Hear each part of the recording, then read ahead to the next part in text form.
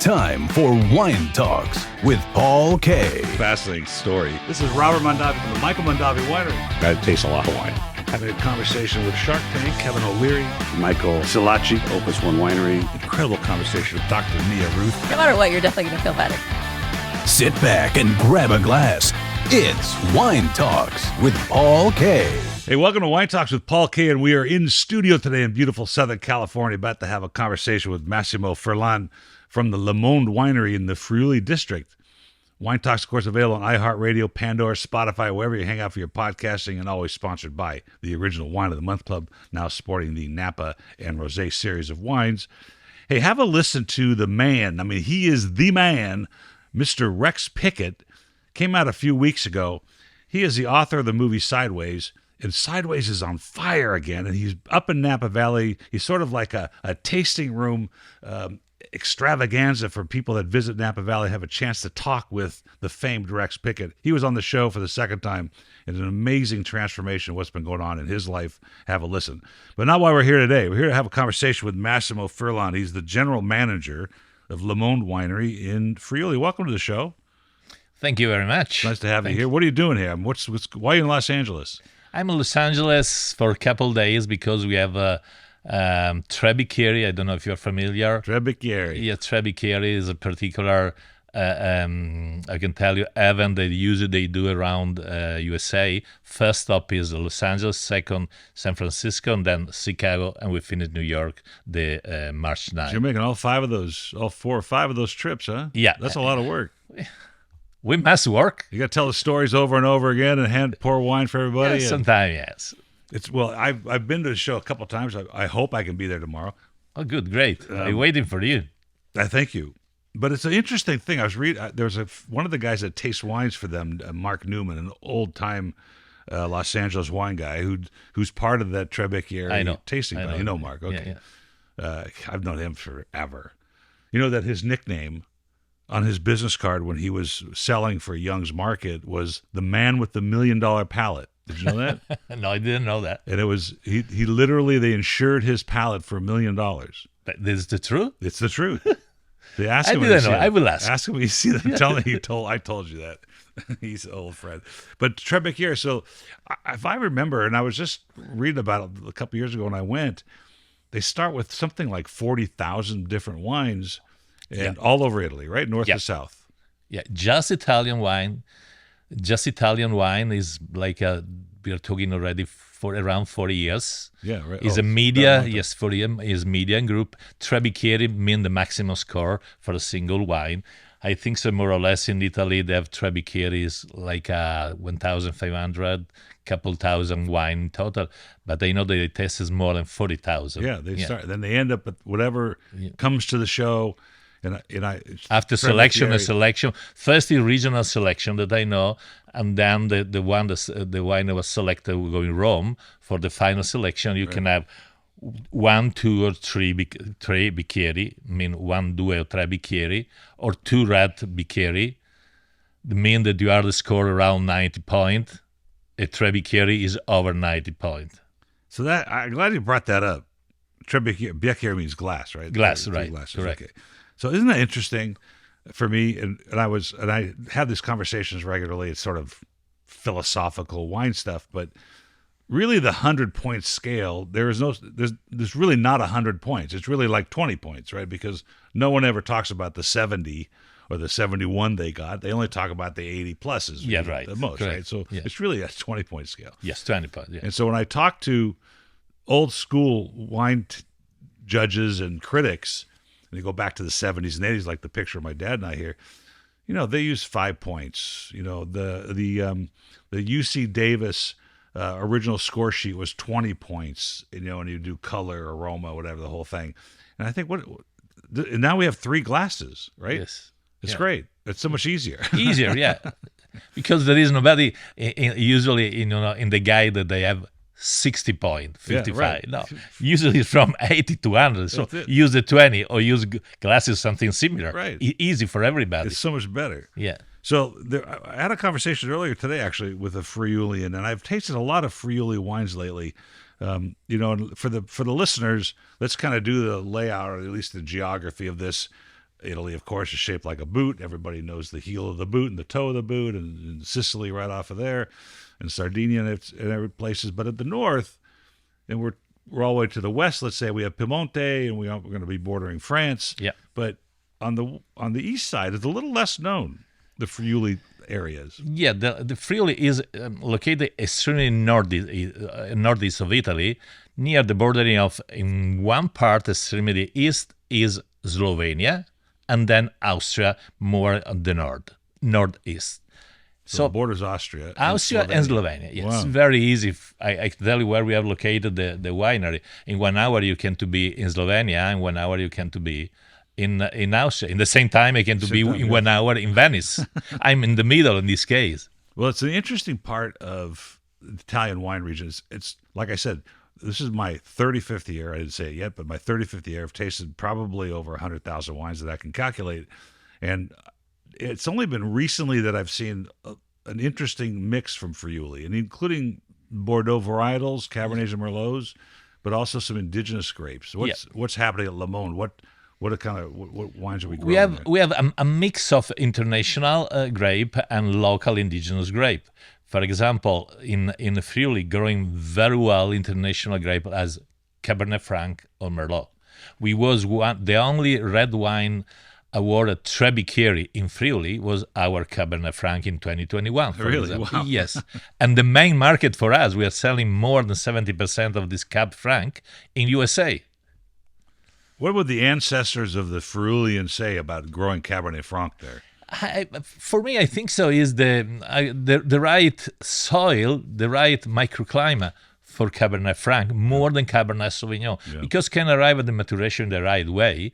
And logically, how you manage the vineyard, we are looking for, I can tell you, a Cabernet Franc, but with drinkability. What mean? Sometimes, Cab Franc, or you love or you hate. Why? Sometimes it's so herbaceous, so vegetal, so green that people, doesn't. That's true. That in our case is more round, smooth, easy with all the not vegetal part, but not too much.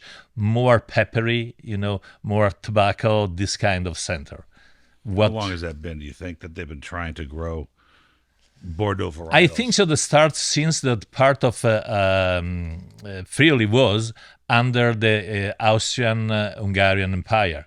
Start, import from French because all the noble family around Europe was, related. So they took some varietal from French, in particular Merlot, Cabernet Franc, the typical Cabernet Sauvignon Blanc too, or a Chardonnay.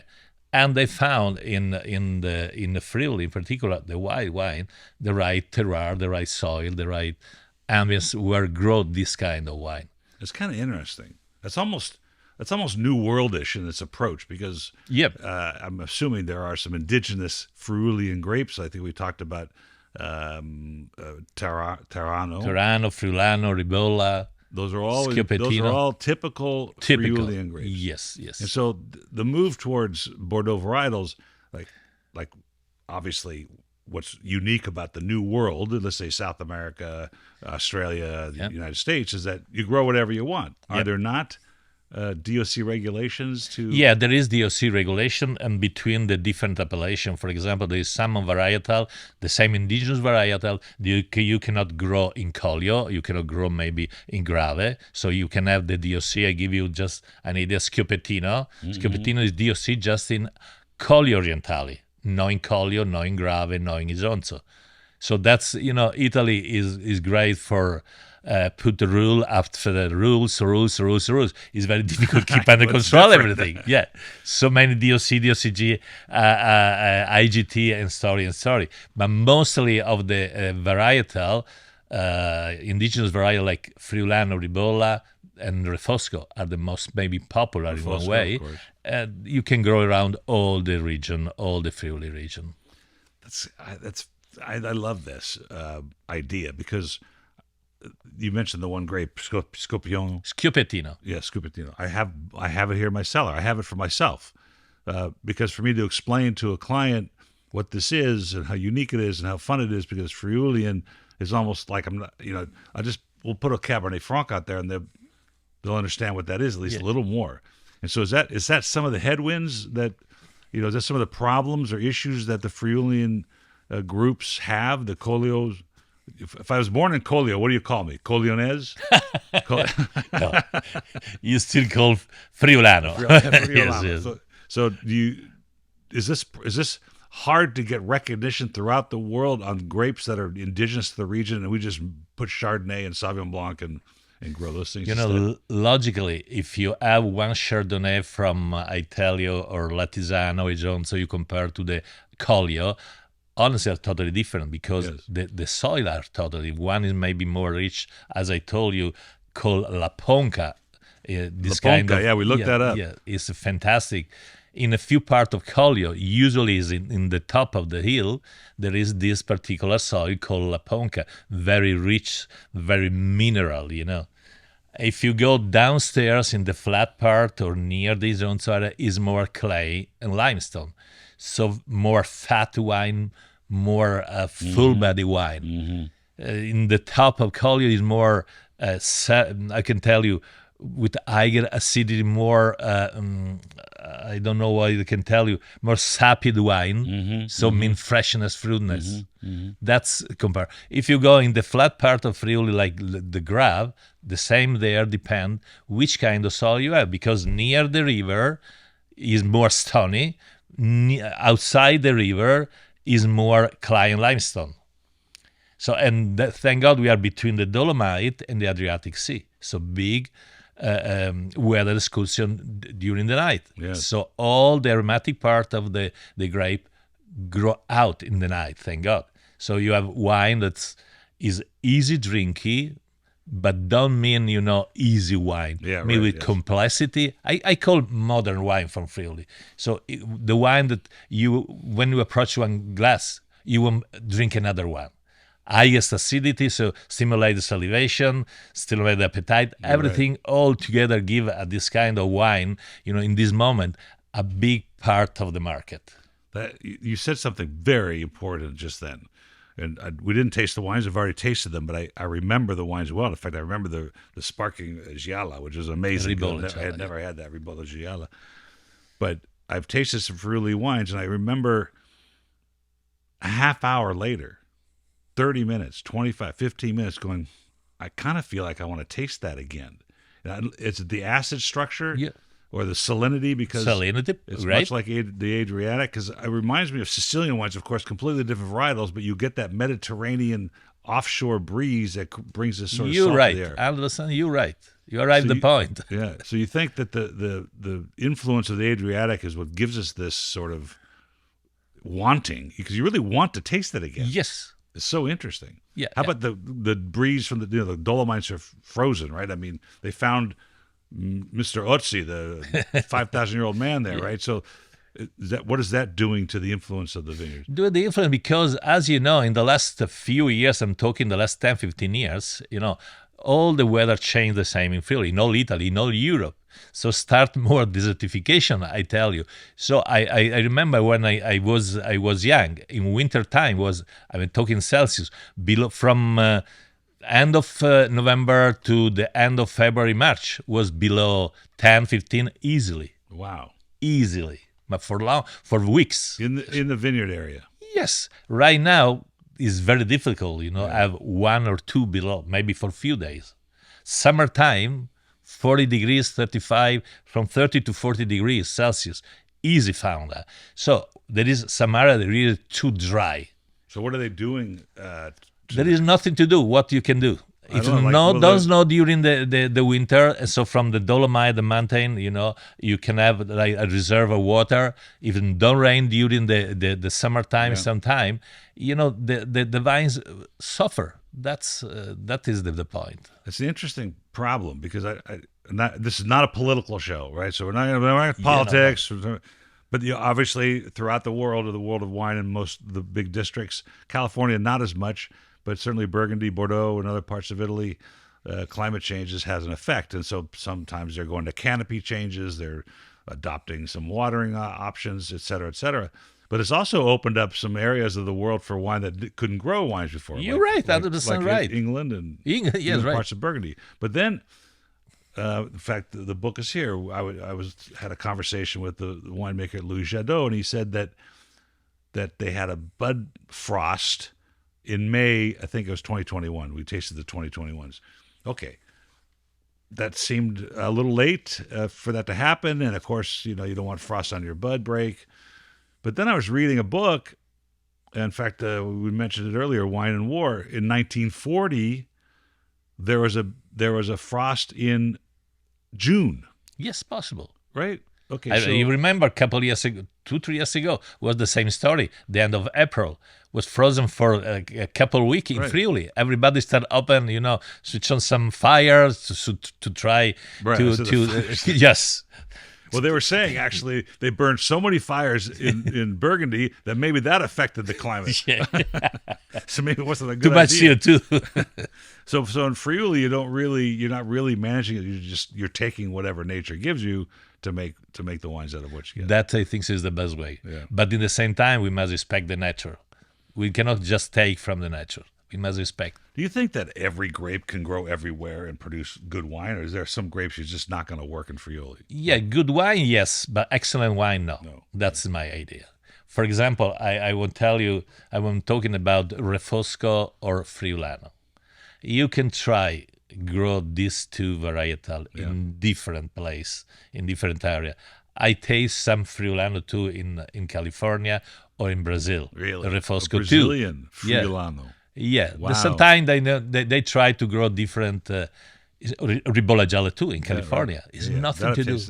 It's nothing to do. You Completely cannot compare. different wine. Yes, completely different wine. I think there's value to leaving them where they're at, producing the best you can from the place where it came from. And I have this thing everybody talks about: what grows together goes together. Those grapes landed there for a reason. They proliferated there for a reason.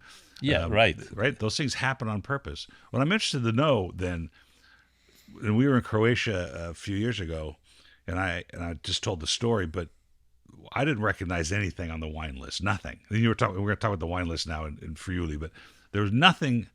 Well, like Friuli in Croatia, it's all Croatian wines. Yeah. The only American wine is Mike Gergich's, because he's from Croatia, right? So I had to rely on the Somm to help us understand the wines, but they were gorgeous wines. I mean, really quite elegant. And this was a Michelin star restaurant as well. And so here we are in Friuli.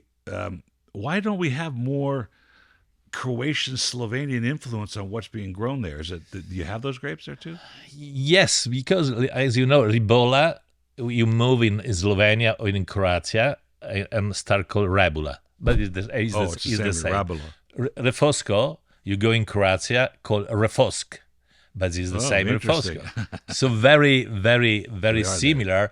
Basically, the clone are very similar because all that area, Croatia and Slovenia and the part of east of Friuli have similar, I can tell you, soil, similar weather, microclimate generally. Yeah, right. The Collio start from Friuli and arrive and finish in Slovenia.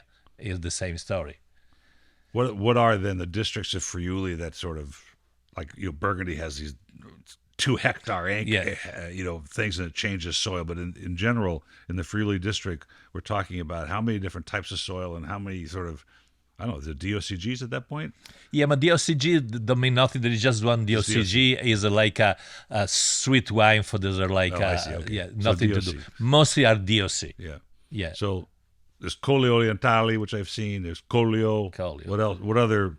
It's like Tisana, Isonzo, Grave. There is so many appellation around Old Friuli, Aquileia, and other appellation. But the most popular, the most appellation where mostly of the consumer take care is Collio. When talking Collio, mean the highest quality of production, wine production in Friuli. Collio, and Collio. Yeah. So is Collio Orientale, is it kind of like Chianti and Chianti Classico? Right. Similar like that, yeah. The idea, okay. Yeah, so very near. We are talking from one part of Friuli to the other side. You have 1 hour drive? Yeah. Ooh. Oh, my God. Yeah, in California, you don't even get to the next city. Yeah, right. Perfect. Yeah. It'll take you an hour to get to downtown when you come here. So we were laughing off camera a little bit before, and particularly now with climate change and other issues that are going to come up for the vineyards, we were talking about these organizations of vineyards, wineries. Do they get together? Do they talk about the stuff that they need to accomplish? Do they have common goals, or are they like Armenians that are fighting all the time? Yeah, but it's the same story there in Friuli. Believe me, it's the same story. They not fight sharing each other. technologies. No way. But they're, I must be honest. That's of course, that's one of the problems that we have. Yeah. Generally in Italy, particularly in Friuli, it doesn't understand. They put together all the knowledge. You have a future. Learn something. Yes, you're right. You're not competitors, and so yes. When you told me that story earlier, it reminded me in Armenia, which is a relatively new region for wine. It's not a new world, of course. They've been growing wine there 8,000 years. They found that winery 6,000 years old, but there's phylloxera there, and I was talking to one of the consultants recently, and she says, I just can't get the wineries on the same page, because they want to go to the government to get them to replace the rootstock, and they can't have a meeting because everybody's fighting about the best way to do it. Yeah. So somebody independent to go in there and figure this out. So, but I just find it interesting that we have a Chardonnay from there, we have a Sauvignon Blanc from there, we have, and I'll go back to this question: do we do this because the world recognizes these grapes and we're not promoting Tarano and the other grapes? But I don't think so, because I as I told you, since we start grow this international variety since 100 years ago.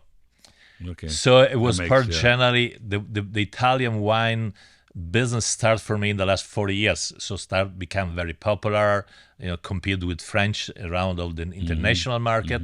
Logically easy sometime go with what? With international grape to compete in the market. Right. So we start initially in Friuli with Sauvignon Blanc, Chardonnay, but at the same time, we try to push Friulano or Ribolla Gialla.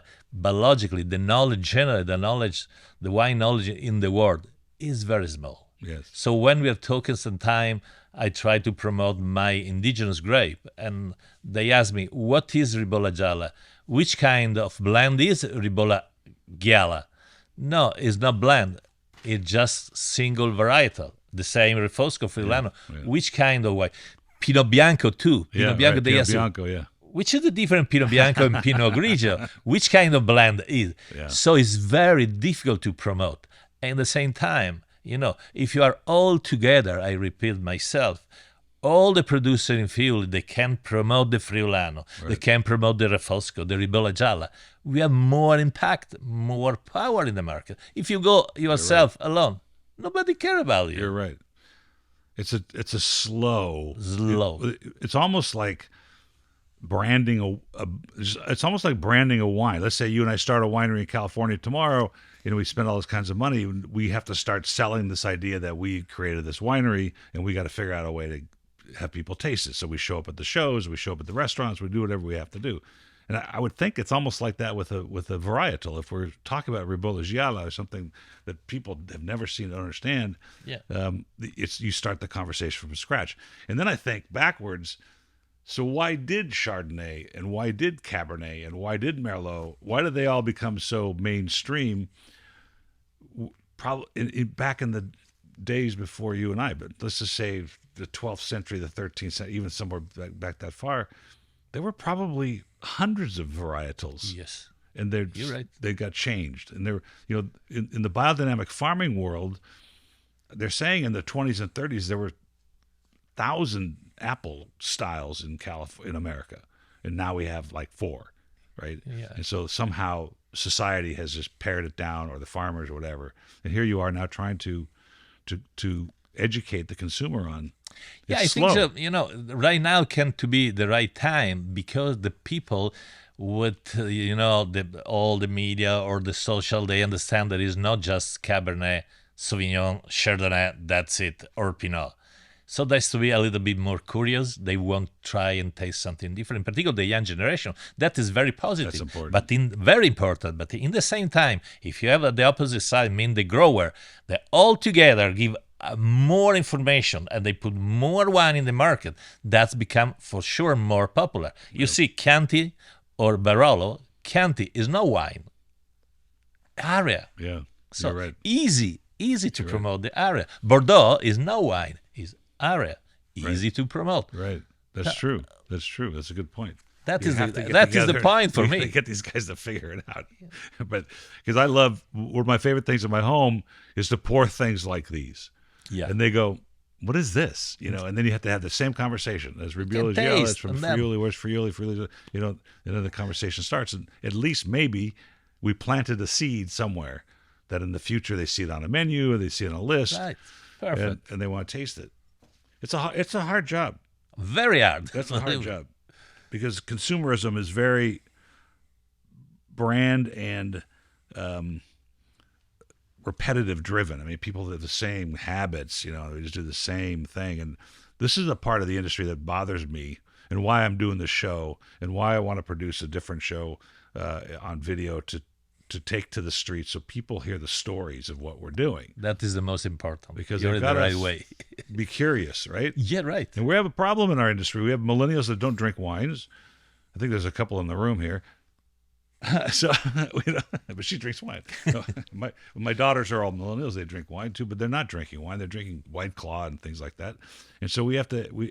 But I have this theory that eventually, regardless of the generation, because wine is so old and is such a part of our soul, that eventually, whether they're Gen Z or Gen X or LMNOP, eventually when they have that glass of wine that triggers a thought, they realize, oh, I see now. This is real. Yeah, you're right. Not flavored soda water.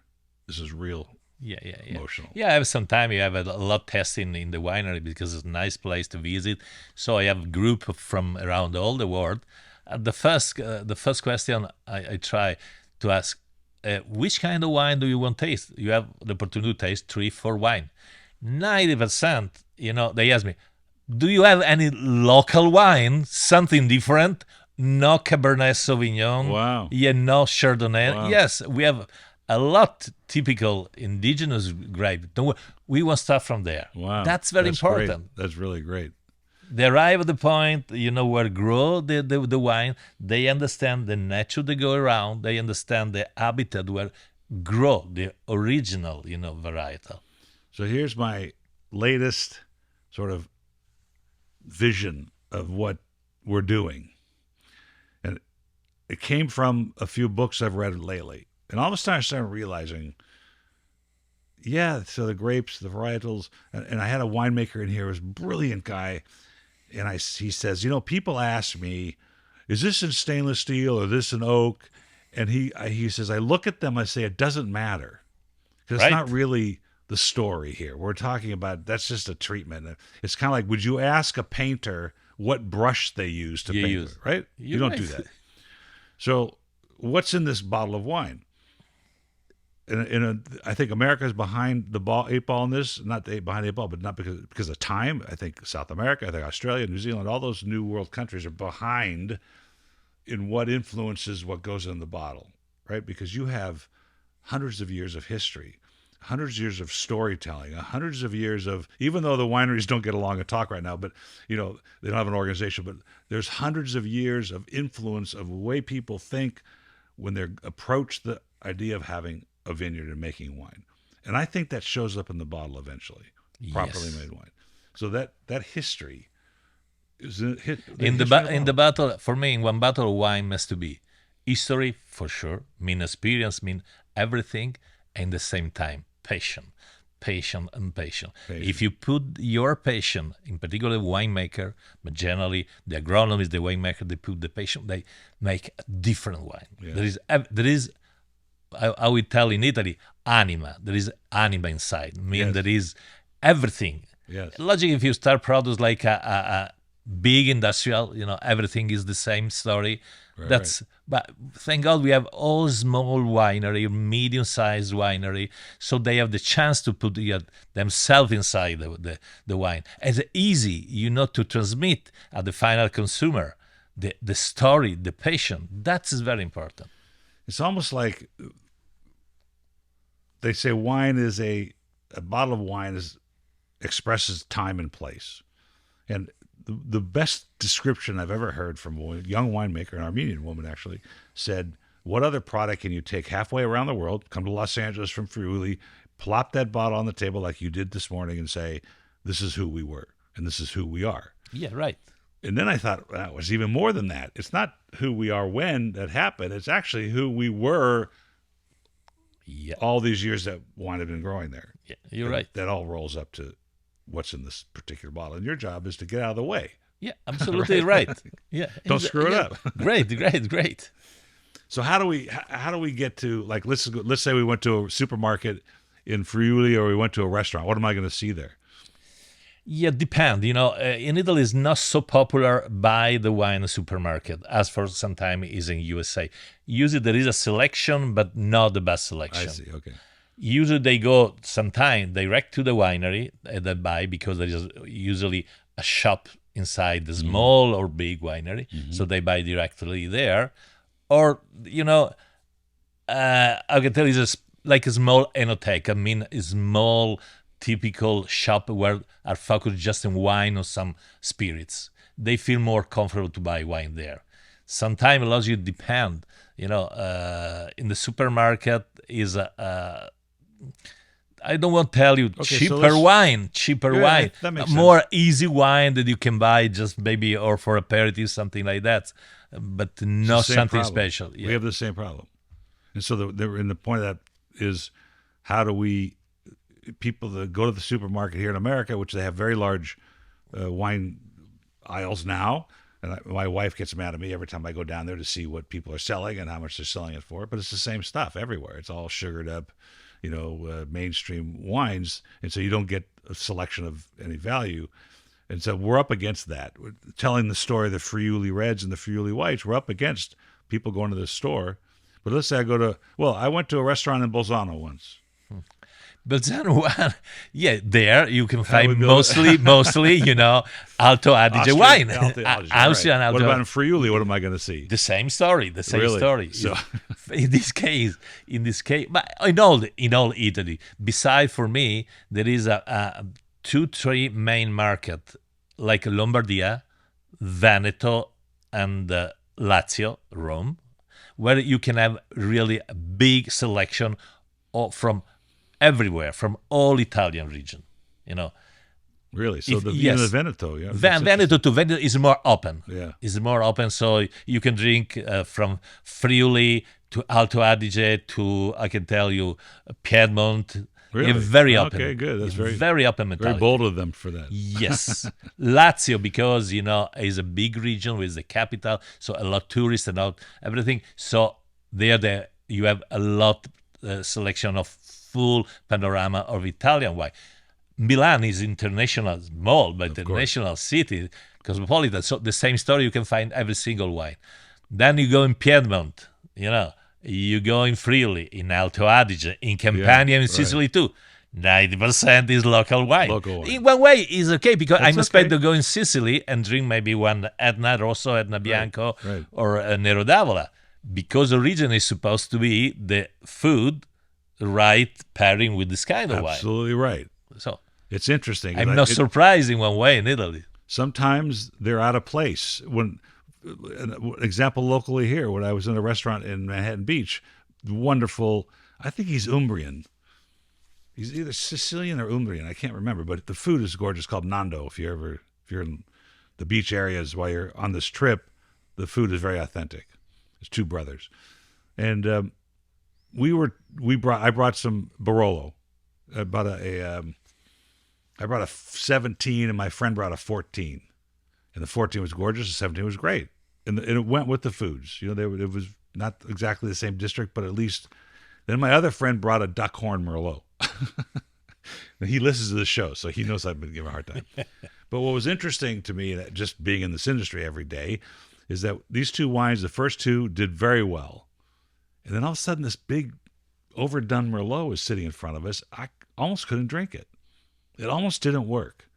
And it's kind of like sometimes on the menu, you're looking through the list, and there's Nero d'Avola and all whatever's happening in the Italian world, and you get to the Barolos and you get to the Super Tuscans, and then it goes Cabernet Napa Valley, and you kind of go, that doesn't really But It doesn't jive, right?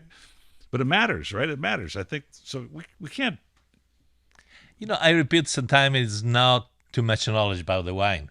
So sometimes we choose the wine or choose, because I'm talking most popular wine. I saw the 90% in US too. They call, I want a Cab or I want a Pinot. So you have right. two choices, nothing else. But the young generation, I repeat, they're looking for something new. They are curious and different kind of wine. Even before, in the last 10, 15 years, changed for me the market. Because before, everybody in the market they love more a little bit heavy wine, aged on wood a lot. So right now, changed totally. We're looking at the new generation, but generally the consumer looking for more, I can tell you, not young, but fresh wine. Fresh wine mean great acidity. Great acidity. Yeah, right. That's something, that when you drink, you feel stimulated, drink another one. No, when you drink one glass, you're already full, you don't want to drink another one. That's a good point. That's generally, believe me, because I visit basically 40 countries around the world every single year. Wow. And I remember in China 15 years ago, we were talking just red wine, Bordeaux, 14, 15, 16 alcohol content, nothing else. In the last 4 or 5 years, they start talking to what? Burgundy. Right. So they've learned. Yes, they learn. Because they doesn't like acidity. But the young generation, they taste the Prosecco too. It was very difficult to find a bottle in China. Now they start to drink white wine, sparkling wine. So I get acidity, freshness, fruitness. Give just time. That's it. That's so interesting because I think it's for all new nations to wine. Japan was the same way. They started with the big, bold wines, and they end up with the acidic ones. And I think acidity and the structure of wine really is about the acid structure. I tasted some Friuli wines this morning, and the benefit of them was the acid it was bright acid. It wasn't tannic acid. It wasn't like changing the way your mouth felt. It was just feeling good. And I think that's about all wine should be that way. All wine should have that structure. Absolutely. Anyway, when you approach the first time when you are children or teen, you approach what? Something sweet. Right, that's true. First, but the same maybe first spirit must be sweet, and then you grow, arrive at the moment that you don't like anymore sweet. You don't come back to drink sweet wine in the moment that your mouth is ready for the right. Wine. Mean very balanced, clean, elegant wine. I love that moment when I pour wine like that for somebody and they kind of tilt their head and I go, wow, I never tasted this before. Can I taste it again? Yeah, right. Perfect. Mean that we arrive at the point. Yeah, exactly. We do what we're supposed to do. We were talking about the history of wine and how I believe it affects what goes in the bottle. And there's a lot of interesting events over the world. I was reading a book the other day about Attila the Hun waging thousands and hundreds of thousands of soldiers in Champagne and how it affected the countryside and the people. World War I and World War II were completely different wars when it came to the concept of wine. And maybe you don't know this, but World War II, the Germans respected the wine when they invaded France. But World War I was a pretty brutal war. It was pretty bloody.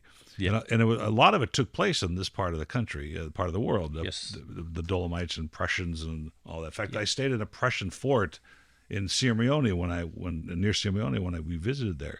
It was incredible. We went into underground tunnels. Yes. Basically, the First World War finish was the biggest effect in the northeast of Italy. Yes. Near the border to Austria, logically, and Slovenia. So this area where you're at in Friuli and Collio and Collio Orientale, was a part of it? Yes, very. Wow. Very heavy part, where it was. And when finished, believe me, became finished in the Fiume Piave, River Piave, when finished the First World War. Somebody must have written about this somewhere. Yeah. Are there books on it, do you know? Or do I have to learn how to read Italian to do it? Yeah, but I have some book at home, but logically it's in Italian. Yeah, right. But I can find something, I'll look it up. I just find- wondered. I haven't thought about this. I will let you know. We can give you maybe some. I know that there is something in English language.